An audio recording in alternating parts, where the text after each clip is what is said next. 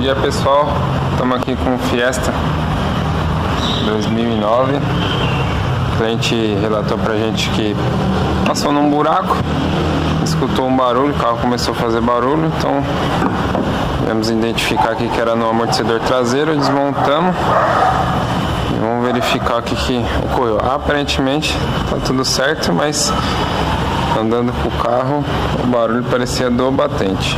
Então vou desmontar e mostrar para vocês o defeito. Uma análise melhor aqui, identificamos que estourou o batente do amortecedor traseiro.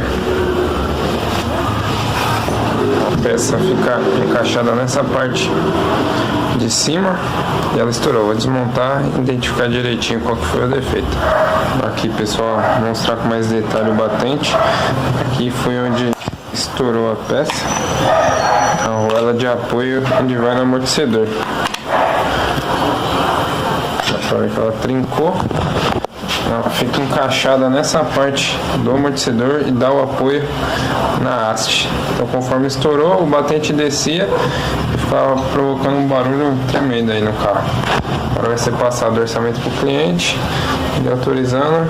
Então vamos resolver esse BOzinho. Bom, galera, ó, devidamente instalado, já chegou a peça, o cliente já autorizou, já fizemos a limpeza no amortecedor, trocamos o batente, o kit do guarda-pó que estava faltando também, ele havia cortado, que a peça danificou e ficou pegando e fazendo barulho, então ele cortou.